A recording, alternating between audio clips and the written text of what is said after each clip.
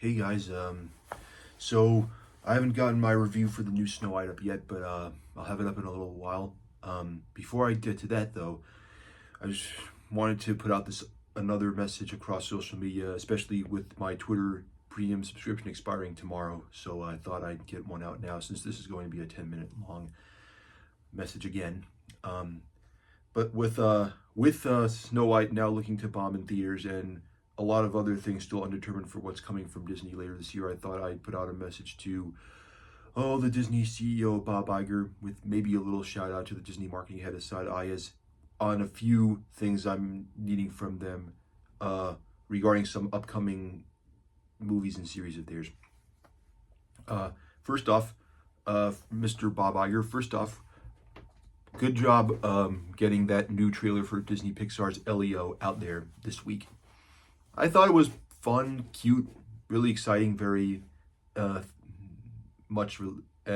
relatable in my eyes, and I look forward to seeing what the little boy Elio and his new alien friend Glordon will be up to when that film comes out in theaters on June 20th. But I still think you might need to do a little bit more with the marketing you've got. Like the new trailer, I think performed better than the trailer from November, but it's still a bit down from the 10 million views on YouTube that the teaser trailer from June 2023 got before you delayed that movie from March of last year to June of this year. So,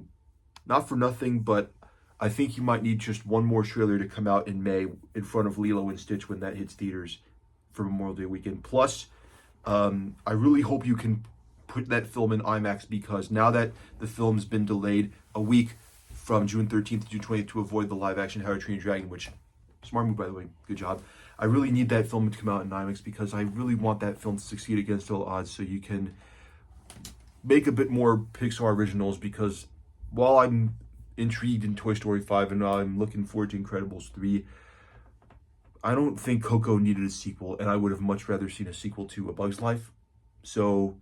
that's why I'm kind of more hyped for Elio and also Pixar's 30th animated feature film coming out next March called Hoppers. So I hope that, at least with Elio, you can give that film a little bit more marketing, like maybe one more trailer and a bit more active promotional push with more TV spots, and fight to have that film be given IMAX screens because having been to the Lincoln Square IMAX theater in New York City, nothing would make me happier than seeing Elio and his vibrant, colorful, intergalactic world in IMAX because it just feels like it suits that format more than most believe.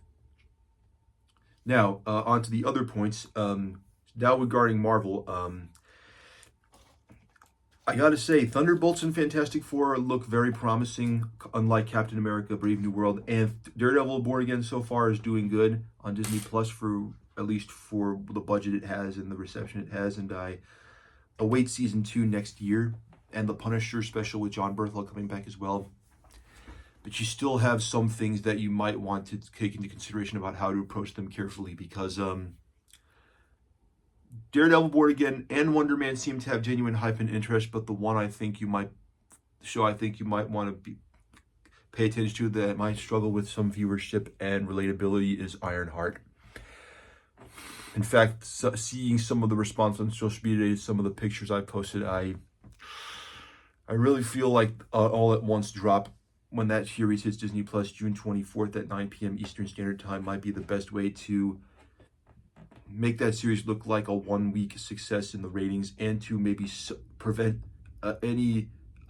damage to the hype for Fantastic Four since Ironheart's supposed to end Phase 5 and Fantastic Four and to kick off Phase 6 of the MCU. So I really hope you can do that. And speaking of Fantastic Four, by the way, I'm hearing that the next trailer is supposed to come out April 4th for 4 Day. So I'm looking forward to it. Can't wait to see more, but please make sure you don't get those VFX looking poor because I think you did a good job in the first one with a very strong first impression with the teaser trailer and the VFX we got on that, especially the Ben Grimm, the Thing, looking really strong. I know some people say he doesn't look good, but I disagree. And having seen She-Hulk's CG model, I really think the Thing makes that look like it was not done by children. So yeah, but with the second trailer coming out I assume if the reports are true on April 4th, be careful because I don't want to have to see that trailer come out with more ridiculing of poor visual effects, especially since there's still a lot of stuff like we haven't seen, like Reed Richards, Mr. Fantastic stretchy limbs, and him being able to move things like his eyes and his neck and with his stretching abilities. So make sure that you perfect those VFX before putting out the trailer in 2 weeks. And this film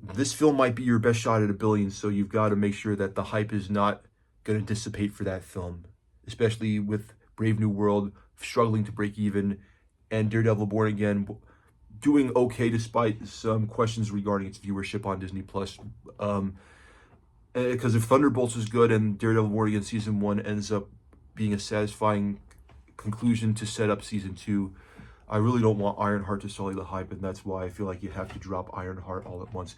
And please don't have any Doom in the marketing for Fantastic Four. Just save him until the very last end credit scene, because I really want this film to feel standalone for the most part, and for the connections to Doom's Avengers 5 and 6 to be in the very last end credit scene. So there's that. Now, I still, like I said before, I'm not particularly happy with the cancellation of the Tiana series, but I'm willing to overlook that if you make sure that her upcoming Disney Plus short form 20-minute maybe special is hand-drawn animated and not in the Paperman style animation form that the Tiana series was going to be in before it got canceled. So you got like a bunch of hand-drawn artists that are waiting in the wings for something good, Disney. So let them at least have their shot to do something hand-drawn in a short form 20-minute time frame with that Tiana short form special. And finally, regarding Star Wars, so we're just 4 weeks out from the Mandalorian, from Star Wars Celebration in Japan, and the one panel I think people want to see live streamed the most, more than I think you realize, is the panel for Star Wars, The Mandalorian and Grogu. The first theatrical Star Wars release since The Rise of Skywalker, which won't be out until May 22nd, 2026. So, if you could, since this live stream is going to probably kick off at 9 p.m. in the United States Eastern Standard Time, I really would hope that you would do the right thing and at least allow that panel, the Mandalorian Grogu panel, to be live streamed to everyone who can't make it to Japan at home, because I really feel like this film is probably more important for you to get right, as more than Avengers Doomsday, if not more, just because